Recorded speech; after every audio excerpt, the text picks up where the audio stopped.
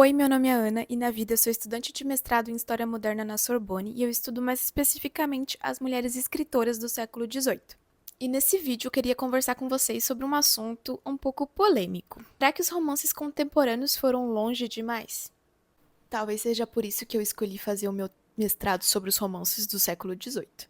Mas a verdade é que o que a gente chama de romance moderno nessa época mudou muito ao longo do tempo. E ele é completamente diferente do que a gente chama de romance contemporâneo hoje. O próprio romance moderno revolucionou também o que a gente chamava de romance clássico na sua época. Sim, as coisas mudam, evoluem, se transformam com o tempo. Muita gente defende que os romances atuais são de qualidade contestável. São superficiais, com temas bizarros, na verdade são corny disfarçados de literatura. Sim, eu estou falando dos favoritinhos do TikTok, estou falando dos best-sellers do New York Times. Mas eu não leio essas literaturas pseudo-literaturas, eu só leio os clássicos. Deixa eu te contar, coleguinha, que isso não te faz mais inteligente que ninguém.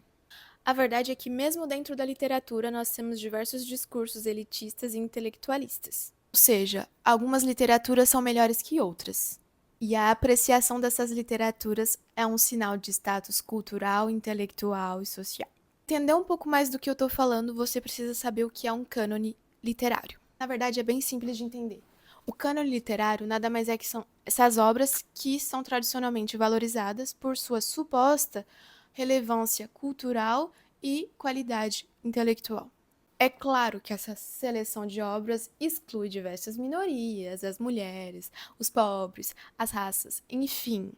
Em resumo, existe uma divisão do que a gente chama de alta literatura, ensaios filosóficos, romances aclamados, poesia e literatura de massa, que são os romances ficcionais, as fantasias, os best-sellers do TikTok. A primeira, sempre legítima, e a segunda, desvalorizada, ignorando completamente o impacto e a popularidade dessas obras. Eu nem vou tocar na questão financeira nesse vídeo, porque a gente sabe que livro é caro. Mas a gente sabe que a questão financeira exclui diversos grupos de acederem a diversos livros, principalmente os livros da alta literatura. É nesse quesito que as redes sociais estão transformando essas relações. É nesse espaço que as massas podem criticar e recomendar diversos livros.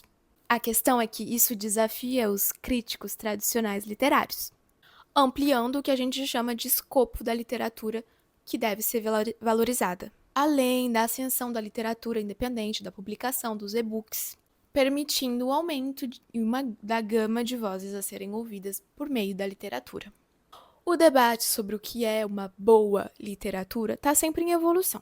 Para mim, Ana Caroline, a noção de boa literatura é bem complexa. Boa para fazer o quê e boa para quem? Eu não estou dizendo que as classes populares, que os pobres não devem ler Tolstói, Kafka. Só estou dizendo que toda literatura é bem-vinda no momento certo. Eu sei que a literatura do TikTok, a literatura de massa, pode ser uma porta de entrada para universos muito maiores. De qualquer forma, ler é por si só um ato revolucionário. Menos autoajuda, esse eu não defendo nunca.